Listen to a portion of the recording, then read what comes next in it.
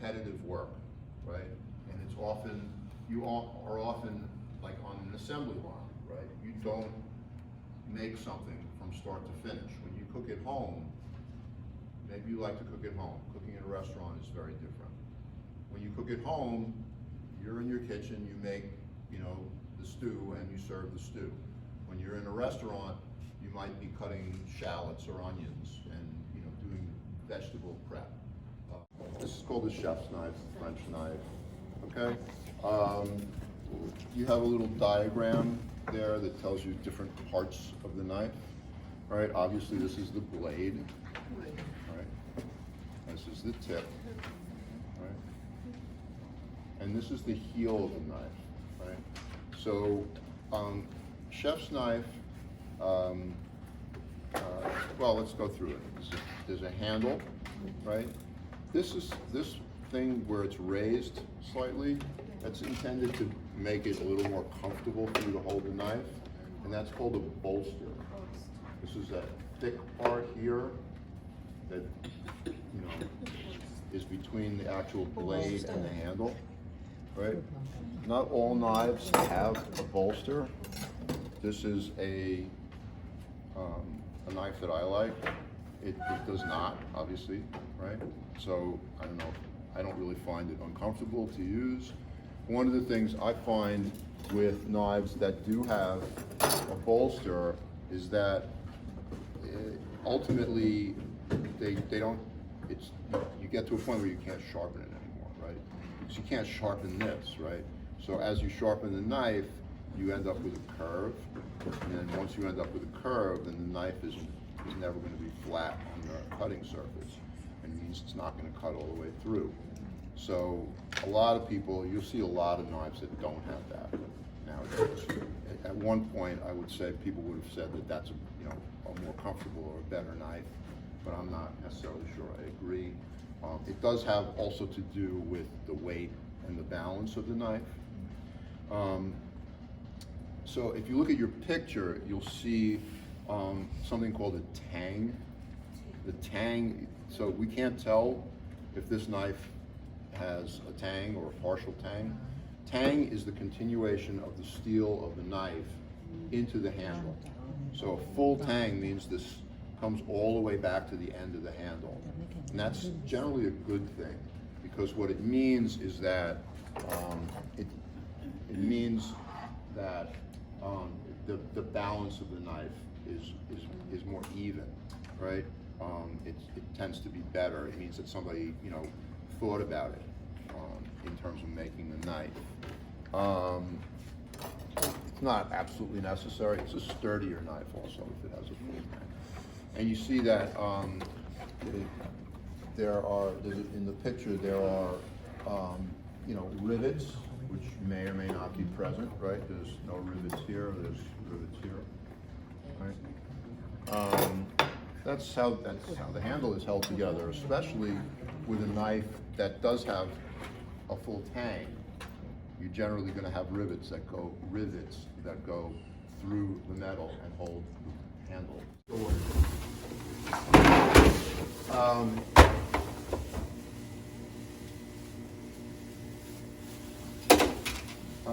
Okay, so your hand sink is over there in the corner. I suggest that you wash your hands. That we were going to get some freestanding separate burners. They may even actually be in those cabinets. I'll have to explore. Because otherwise it's 6 burners for a bunch more than 6 people. But I'm sure we'll be able to manage somehow. These are induction burners, it seems to me. And then there are ovens underneath. Does anyone know what an induction burner is? No. It's magic. Okay, so if you think of it like a microwave, okay?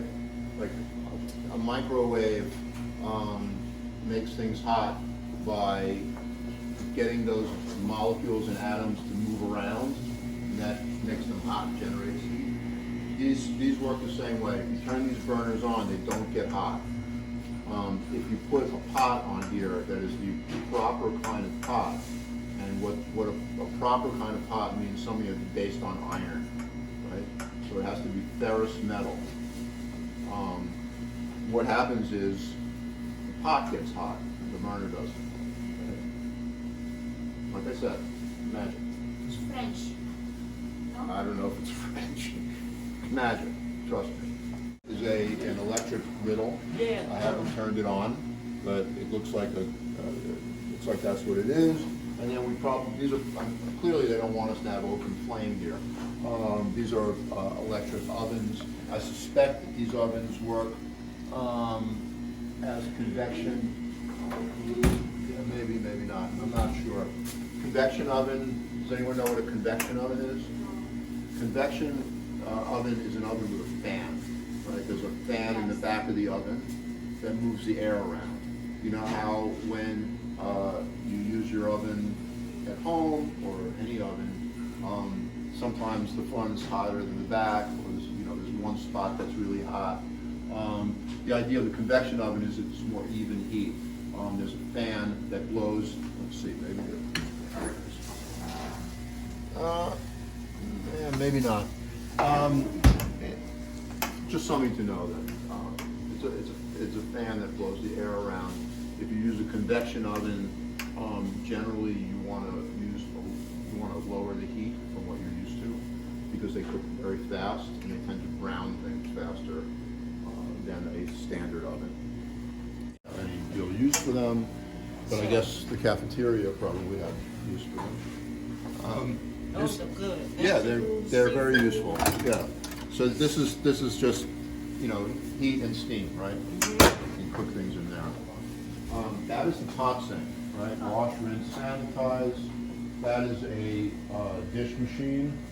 It's a pass-through dish machine. You wash, sanitize, send it through there, come out through there. Well, if you put him in the dish machine, you don't need to do any of that. Just rinse.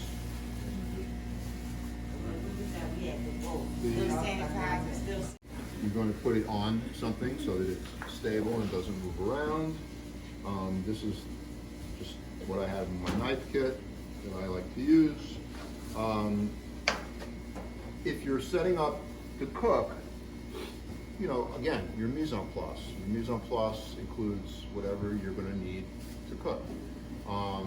We're not cooking right now, so we don't need a whole lot. One of the things that you will always want, by the way, is salt. Right? Salt. Right? You cannot cook without salt.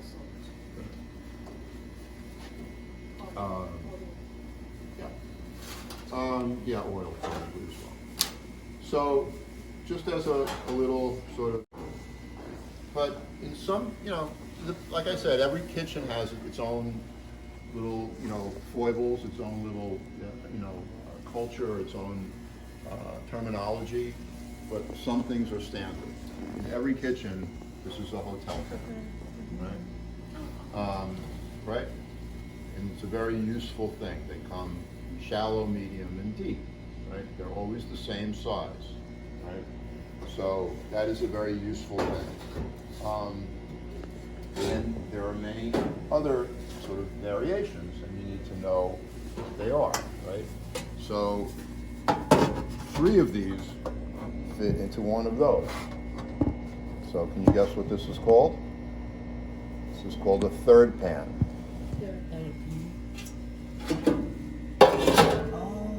That's a 6th pan. And then there's one that's this size, and that's called a 9 pan. 9th pan or a 9 pan. That is universal. Okay? So when you're working, you want to have something to well, you're not going to have space. So what you want to be able to work efficiently. We probably at some point should grab those garbage cans and put some liners in them. But when you have stuff to discard, you don't want to work over a garbage can. There probably is only a couple of garbage cans in the kitchen, and you don't want to hog the garbage can. And anyway, you don't want to work over a garbage can. You never want to peel something over a garbage can. You never want to cut something over a garbage can. Because whatever it is that you're peeling and cutting is good, sooner or later is going to end up in the garbage. And then you're going to have to fish it out. And that's kind of not cool, right? So you want something for, to discard stuff, right? So we can take a third pan or a sixth pan, and that'll be our discard, right? You might actually need more than one, right? There might be usable trim that you want to save, right? When you peel your carrots and you peel your onions, there's no reason why you can't use the peel of either to put into your stock, right? Kitchens don't like to throw anything away, right? You want to keep everything. One of the things that chefs love to do is to walk over to you when you're working and to go through your garbage. And they will find something and they will pull it out and they will yell at you and they will say, this is money. Why are you throwing money away? What's wrong with you? That's just one of the little chef tricks that the chefs love to do. The other one is to wait until after you've cut your beautiful tiny dice of something and then come over and find that they're not all the same size and tell you to throw them away and start over. Why do chefs do that? Because it's fun. Okay, so, and the other thing you need is if you are working and cutting something, you need something to put the thing you're cutting in, right? It should never collect on your cutting board. Your cutting board is your workspace. It's not a space to store things, especially if you're moving from one task to another task. When you're done with task number one, you take whatever it is you did, you put it wherever it's supposed to go, you clean your knives, you clean your cutting board, and you move on to your next task. That shows mise en place, clear thinking, organization, right? Let's talk about cutting with a chef's knife. This is how you hold a chef's knife, right? This is always how, there's no other way, right? This is not how you hold a chef's knife. You always have one finger, some people put two, it's rare, but it's basically like a pinch, right? That's how you hold the knife, that's how you control the knife. If you're doing anything else, you're not in control of the knife. For something like this, I've seen people like that gives you the illusion that you have control of the knife, but you don't. It takes much more strength, and it's not as controlled. This is how you hold your knife. This is how your chef's knife rocks. It's designed, the shape of it is designed so that it moves in a forward motion, right? And back, and forward, and back, and forward, right? Right? It's not, if I hear that, I know something is terribly wrong, right? You're gonna dull your knife by banging it against the cutting board. Now, remember I said there are other knives, there are, Japanese knives that are actually designed to cut straight up and down, right? That's not what this is designed to do. It's designed to move in a smooth, rocking motion, right? That's your knife hand. If you're right-handed, your right hand is your knife hand. If you're right-handed, your left hand is your guiding hand, right? So you're holding whatever it is that you're cutting with your other hand, the one that's not holding the knife, right? So the way you hold your guiding hand is sometimes called a claw,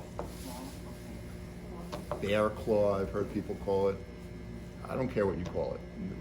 You're going to tuck your fingers in, the tips of your fingers in. You're going to hold whatever it is that you're holding with the tips of your fingers in. Your thumb is behind your fingers, and it is also holding whatever it is. And your knife is moving like this. And your fingers can move back, and then they guide your knife.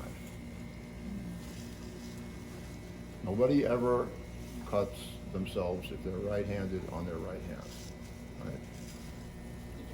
you mainly using your two front fingers to hold the blade? Is that what you're guiding with? Is your index and this one? Mm-hmm. Not all your fingers? No, they're just out of No, the way. yeah, that's, okay, Yeah. I just, And your thumb is not here, it's holding this stuff. it's here, okay? This is a steel. Okay? Steel it does not sharpen your knife, okay?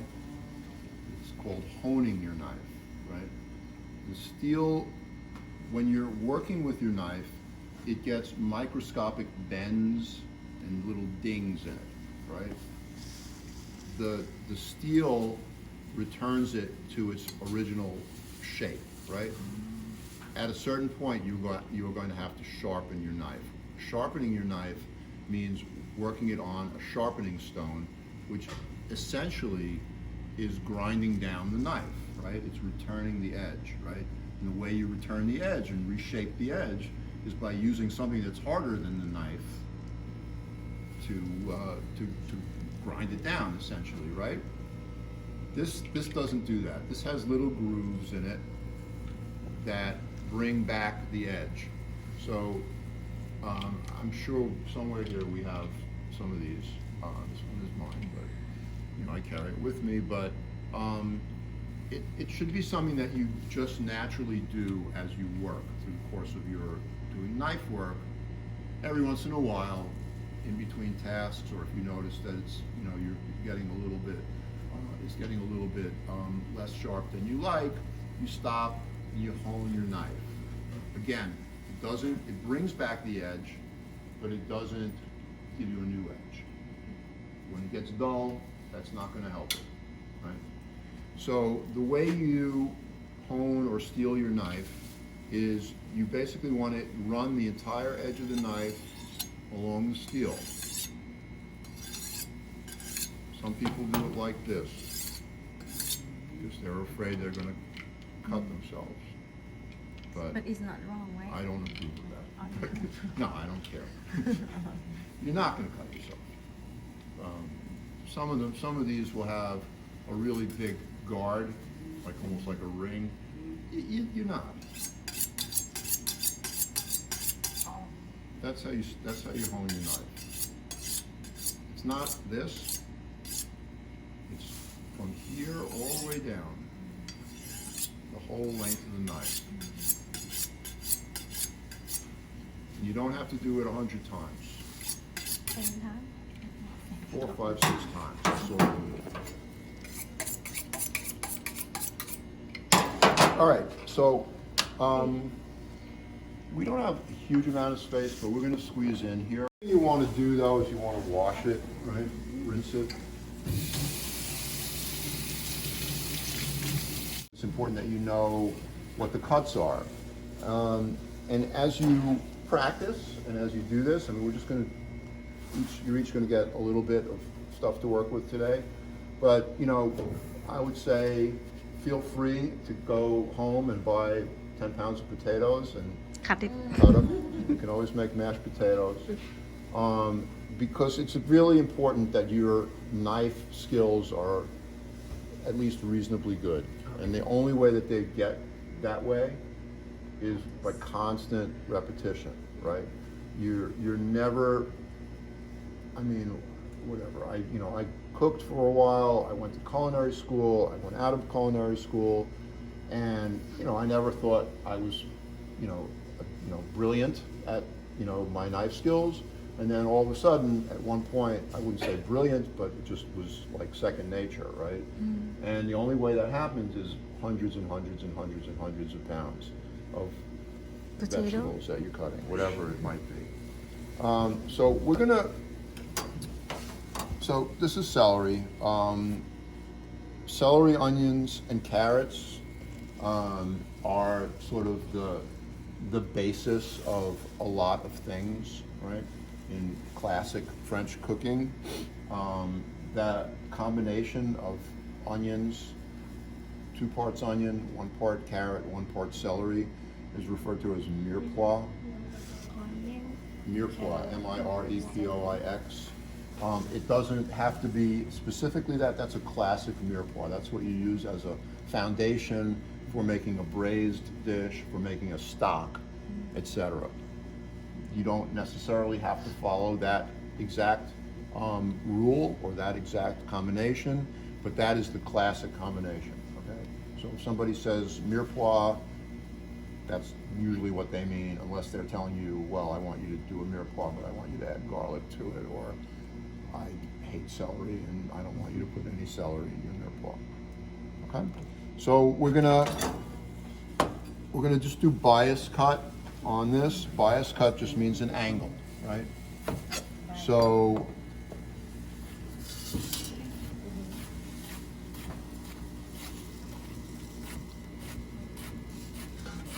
the celery is not moving. My hand is moving, right?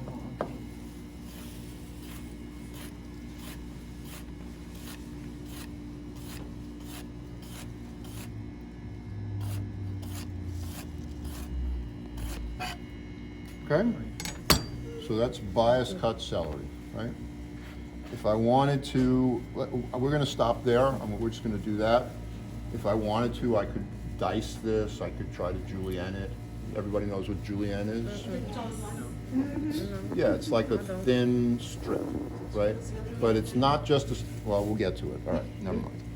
So that's your celery. I'm supposed to do something else, carrots, but I'm gonna skip the carrots for a minute. Onions, right? Onions are so important, right? Onions and all the things in the onion family, which includes garlic, shallots, leeks, all those things. Super important. It's when occasionally, I would have somebody come to my restaurant and say, well, I'm allergic to onions, so I can't have anything that has onions in it. And I don't even know what to say, to somebody like that, because, well, I cannot put onions in it, but there's onions in the stock, there's onions in the base for the sauce, there's onions, somewhere there's onions, right, whether you know it or not. Usually I would just lie and say that there weren't any. But anyway, so we're going to do two things with this onion. You're going to do two things with your onion. The first thing to notice is that it has two ends, right? This is the root end, right? And this is the stem end. If it was in the ground growing, it would be growing like this. This part down, this part growing up, right? Why is that important? Well, it is. It's important because the root end holds the layers of the onion together, right? An onion has layers, right? Like an ogre, right?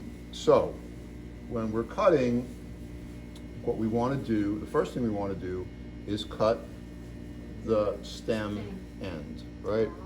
So, and the first thing that we're doing when we want to do any kind of reasonably precision cutting is we want to create a flat surface, right? Because the onion is going to roll around on the cutting board, and I'm going to slit my vein and bleed to death, and everyone will just laugh at me. We don't want that, right? I mean, it'd be dramatic. But with anything, once I've made a flat surface, I can cut carefully and more or less precisely. So I'm going to cut that off. Now I've got a flat surface, right? The root end is the part that holds it together.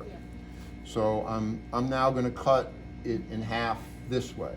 Now remember, okay? Do we wash onion before we cut it? We don't do No, that. we're not going to wash them because we're going to peel it. Okay, so layers. When I cut it in half, I have something that's holding it together. Now, I personally like to just trim that little bit off because I don't really want to have little oniony, hairy things mixed into my diced onion. And now, Peel it.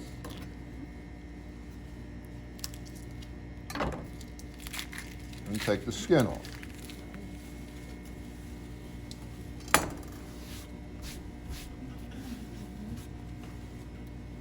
Okay? So, three things to do, right? First, well, more than three things to do. First, I've created a flat surface, then I've cut it in half this way, which I would call end to end, if that makes any sense. And then the next thing I do, if I want to dice it. Now, what does dice mean? Small squares. Small, ideally, small cubes, Small cube. right? Now, you really can't do that with an onion because the onion does not cooperate because the onion has layers, right? But that also makes it easier in a way to make something close to a nice medium dice. So what I want to do then is I want to cut this way, and I'm not holding my hands like this, right? I'm holding my hands like this or like this, out of the way of the blade. So now I've cut this way. Now I need to cut this way.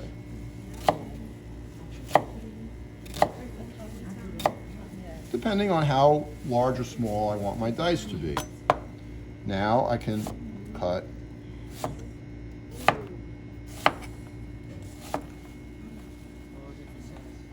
right. They're not going to be dice really in the classic sense of dice, but they're going to be fairly uniform in size, right? That's what I'm aiming for. Okay, so that's my diced onion. If I use the word diced, it means essentially means cut into cubes. If I use the word minced, that means Chop, chop, chop. no, it means really small, right? Chopped is chopped. Minced is cut the same way. I can mince garlic in the same way I just cut my onion and cut it into very tiny little bits. When I take my knife and I bang away at it, what am I doing? I'm releasing I'm crushing the cells, right? I may want to do that. Excuse me. But if I say minced, that implies that I'm not doing that. Okay? All right, so that's that. We're gonna slice it either this way or this way, right? The two very, very different results. It seems like not a big deal, but it kind of is, right? So if I cut it this way, a couple of things. One, I have all different sizes and shapes, right? Because I've got the outer layer and then the next layer and the next layer. If I cut it this way, they're not going to be all exactly the same, but they're going to be a lot more uniform. So if I'm going to cook them, if I'm going to put them on a hamburger, it kind of doesn't matter, right? You know, typically you'll see a whole round of red onion or something on your hamburger deluxe. But if I'm going to saute, if I'm going to cook the onion, I want them to be uniform. And I always, when I'm cutting, I always want uniformity. Uniformity means that it cooks evenly, right? I'm not going to get something burnt and something half cooked, right? Or at least less likely, right? I'm pretty sure I could manage to do that if I wanted to. But it makes a difference. The other difference, which you'll just have to take my word for, because I can't show you, is that when you cut the onion this way, you are disrupting the cell walls far more than if you cut it this way. How do I know that? I read it somewhere, but I believe it. You don't leak as much liquid. You don't break up the cell walls of the onion and have its inner juices ooze out to the same degree. So if I'm going to do what's called saute slices, I don't want it to hold together, so I'm going to take that end off.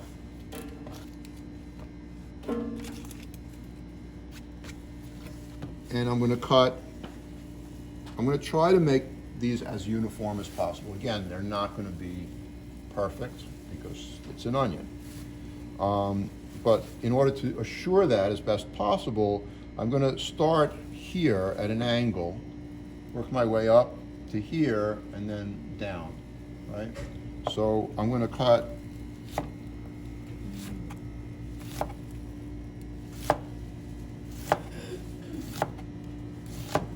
now I can flip it over. I want to keep that flat surface against the cutting board as best I can.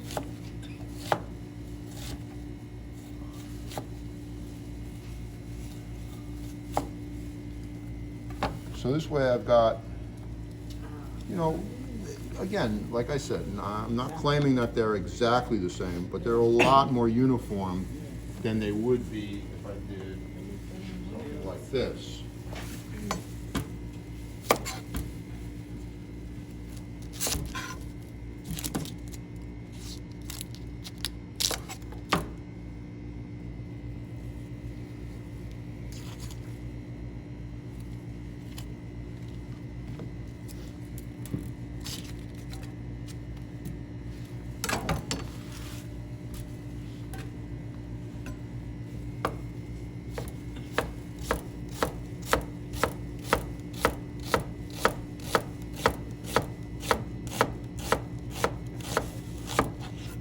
Now I have really very, very different sizes. Right, so I have, you know, I have something like that, and then I have something like this, right? Whereas here, the variation is much smaller, okay? So, what I would like you to do now, Can I ask one question? you can ask as many Is this as you the like. same way you use like this when they doing a blooming onion? No idea. They used to- I believe that that's a whole onion that's been cut, scored, like through. Oh, so you just cut off the top and the bottom Uh-huh. and just slice it around, that's Well, I it? think you have to leave enough of the root end so it holds root. together. Oh, And then okay. it gets deep fried, but I cannot tell you for sure because I've Okay. never made one. See, I thought you... But they sell that Onion thing ring, to make onion that ring gonna be this way. whole Onion ring is Slice. whole round, Slice. sliced. Slice. Yeah, It's yeah. put- you know, Sometimes called salad slice. salad slice. This is kale, right? Everyone's favorite green nowadays. Used in salads, used in cooking, right? So we're gonna do what's referred to as a chiffonade. It's something that you might see with kale, you might see it with basil, you might see it with any kind of a leaf, mint. What we want to do with the kale, we want to remove it from this kind of woody stem that it has. The word chiffonade, I know I'm hitting you with like way too much stuff today, and you may not remember, but it'll come up again. Yeah. Chiffonade means ribbons, right? Chiffon ribbons, right? So the idea is that we cut this into essentially strips. If I had leaves of basil, I would roll them up, right? And then I just slice them, right?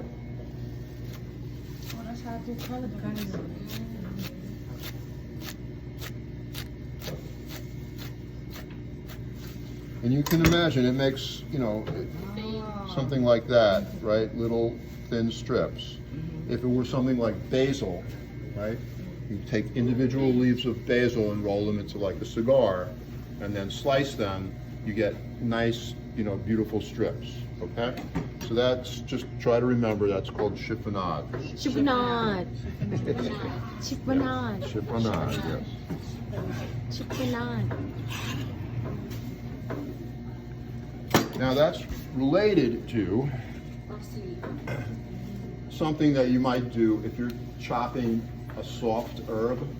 I consider parsley to be a relatively soft herb. By contrast, I'm not gonna be here, but you're gonna be talking about herbs tomorrow.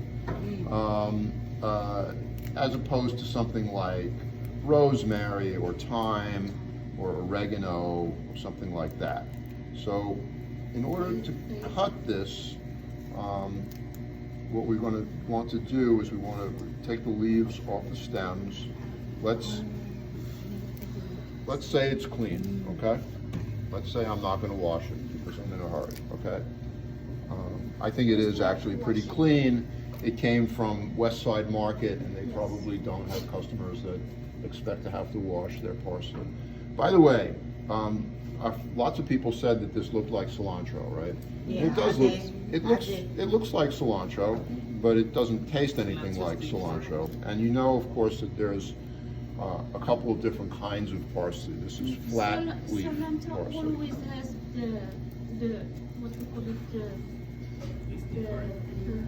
the roots. I put the smell. The But smell. you always- Parsley never doesn't. So, I mean, I hate to disagree, but I've definitely seen cilantro sold without the roots. But in any case, they taste different. The texture of the leaves is very different. So when I cut something like this, what I kind of want to do is, I think of it as kind of making a chiffonade, right? I don't want to chop parsley. I want to cut parsley. So I roll it up and I slice it. Why? Because when I chop something, when I bang away at it, again, I'm going to really disrupt the cell walls, and I'm going to get the juice coming out really a lot. Anytime I cut something like a green herb, I want my knife to be really, really sharp so that I don't crush it, so that I cut neatly through it. And I just keep kind of turning it and rolling it up on itself and keep cutting it. So the advantage to not crushing it is obviously it's going to be very wet if I crush it. The other thing is it's going to go bad instantly. I mean, let's say we're going into dinner service, right? And we're starting at 5:30 or 6 o'clock, and I want to cut my herbs, and I want them still to be reasonably in good shape at 10 o'clock. They're not going to be if I've smashed them. They might not be even if I didn't smash them, and I might have to redo it. But the chances of them still being good are a lot better, yeah, and fluffy, are a whole lot better if I haven't turned them into mush.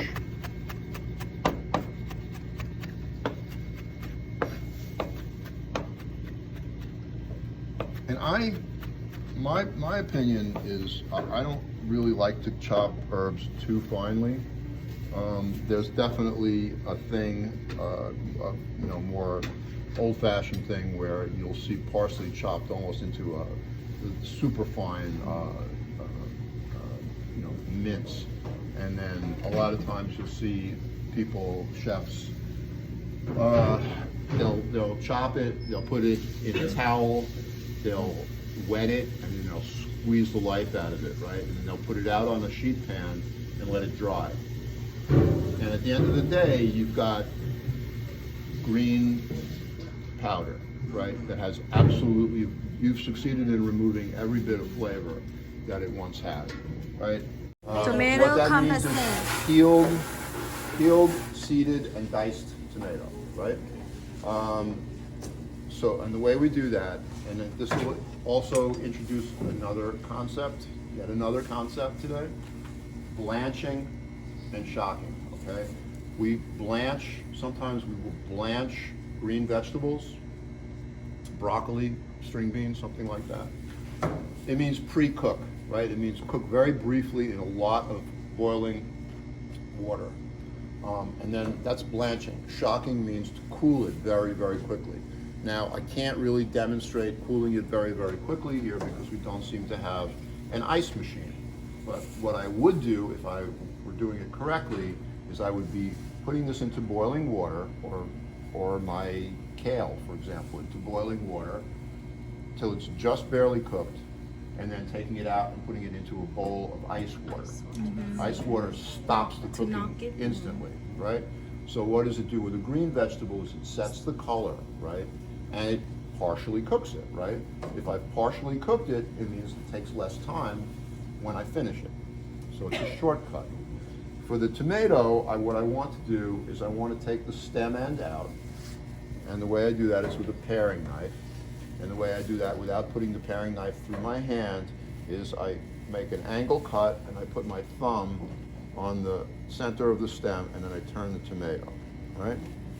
And then I make an X at the other end. So this water that has been boiling away for a while, still boiling.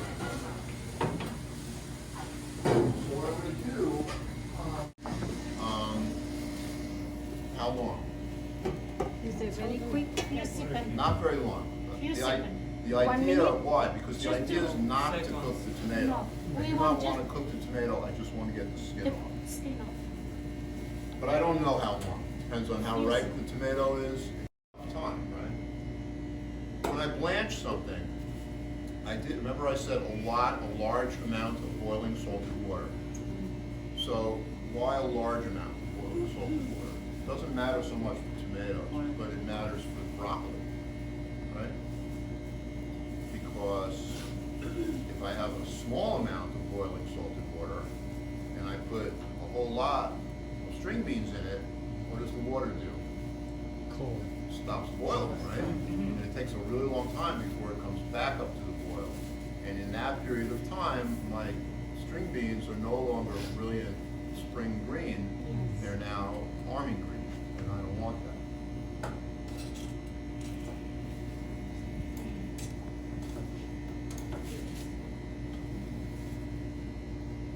We can do many of tomato at the same time, right?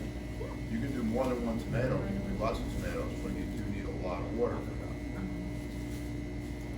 Are you looking for a certain look? I feel that the skin wants to come off. So it's a That's feel. it. Yeah. So, like I said, in a regular kitchen or any other kitchen, I would have an ice machine. And I would have a big bowl of ice water, and it would go right into the big bowl of ice water. And it would cool a whole lot faster than this. This needs more time.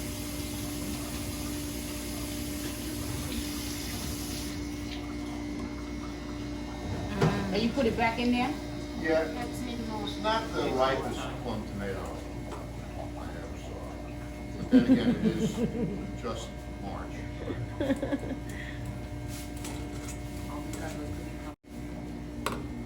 You know what this tool is called? What is it called? It's called spider. Spider. It's really more like a spider's web than spider.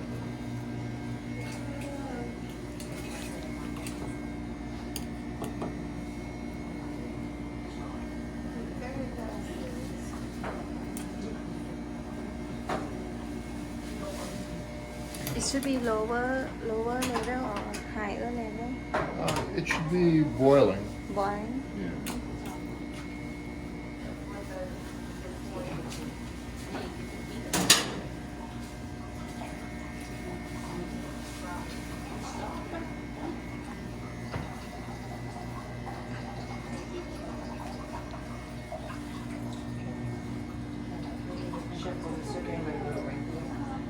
Yeah, you'll see cracks. Alright, so let me just quickly do this.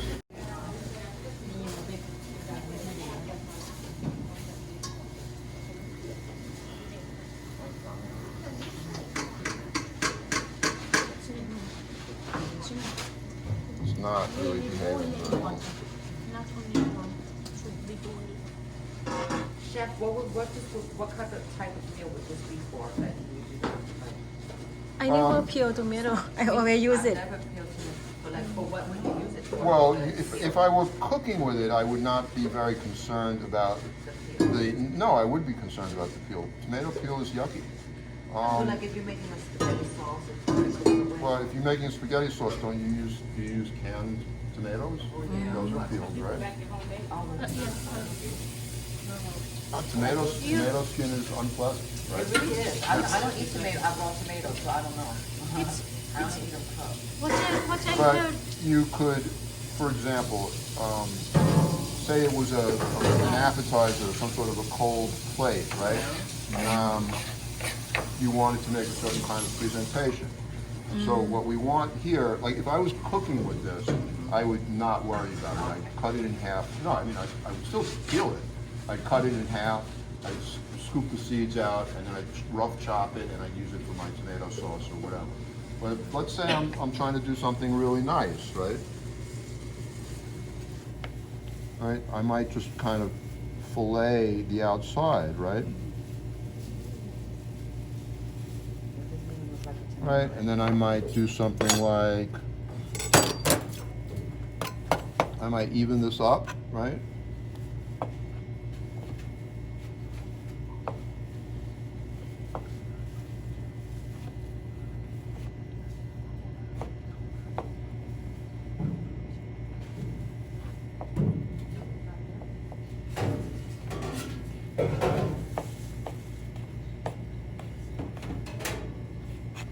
You know, let's say, you can see it's not very ripe, see the color, right? But let's pretend it was, and I could sprinkle something on the plate, right? I could finish a salad plate, right? I could put it in a chilled tomato consomme, something like that. If maybe I'm doing some other kind of presentation where I want to do, I don't know, like, Now when I get a BLT, I'm like, you need to feel that. Don't give me a BLT with us. Yes. see how far that gets you. No?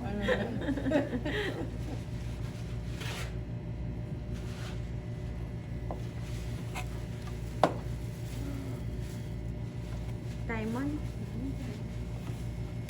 Maybe I want to decorate a plate with something like that. You know, it's a thing. I never knew about putting a tomato. I just thought sponges, like people, you know, like an apple. Well, I mean, if I was eating a tomato salad, I wouldn't expect it to be peeled. If I was eating, Or BLT. I wouldn't expect that. No, if I'm into segments, and these are called, these are referred to as supremes, Crown. right? Supreme means exactly what it sounds like. Supreme, Supreme, the supreme. best part, whatever. Spell the A, same. a chicken breast, a semi-boneless chicken breast with wing bone on and skin on is called the supreme of chicken. Brown chicken.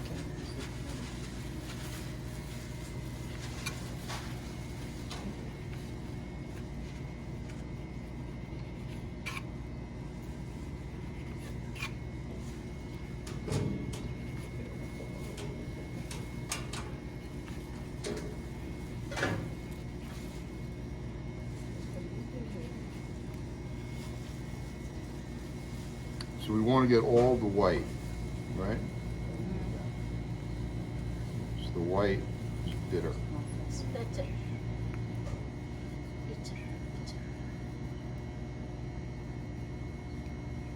Do you keep peeling to do anything or no? Keep the peel? No, I yes. could use the peel. Yep.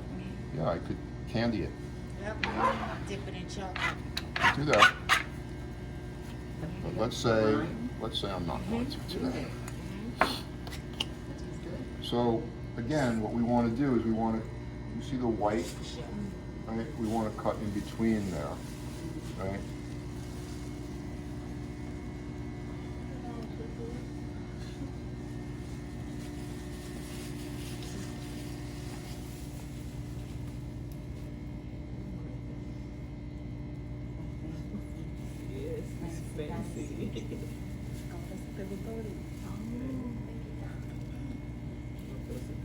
So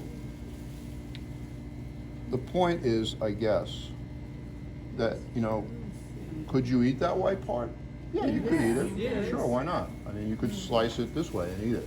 But this is a little bit more refined, I eat it. right? That's probably, It's more refined. It's more, it's care has been taken. Somebody has noticed that the white part is bitter and we don't want to leave any white part on there. Somebody has noticed that this part is tough, right? So we don't want that. We're taking it to a different level of care, okay?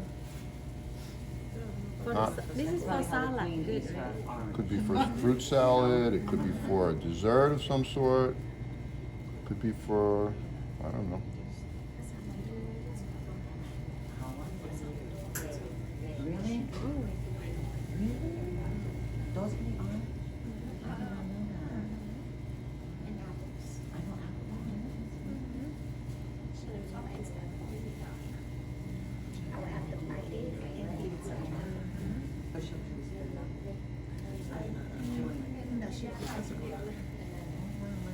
Okay, so now I have these sections. They're very cute. What do I do with this? Oh, wow.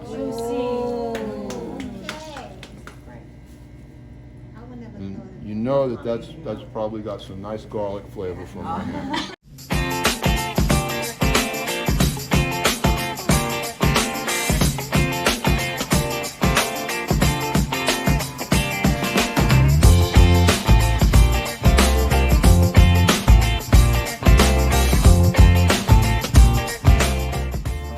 Okay, so we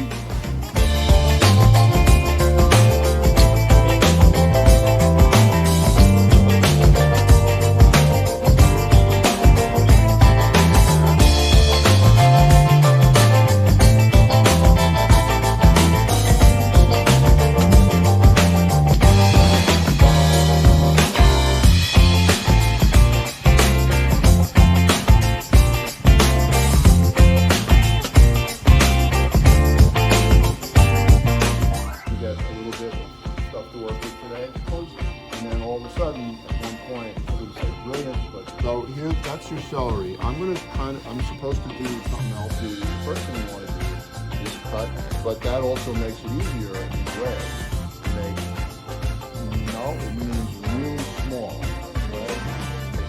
Two very, very different results. This way, they're not going to be all hard, disrupting the cell walls, break up the cell walls of the onion. I'm going to start here at an angle, claiming that they're exactly the same, but they're a lot more uniform. Onion ring is whole recipe with kale, you might see it with basil, much stuff today. You may not remember, but it's on ribbons, right? So the idea is that you cut something like that, right, little thin strips, little leaves of basil and roll them into like a cigar. Again, I'm going to damage juicy seasoning and removing every bit of flavor. Seeded and diced tomatoes, right? Really demonstrate cooling it very, very quickly. What I want to do is I want to take the stem, I don't know how long.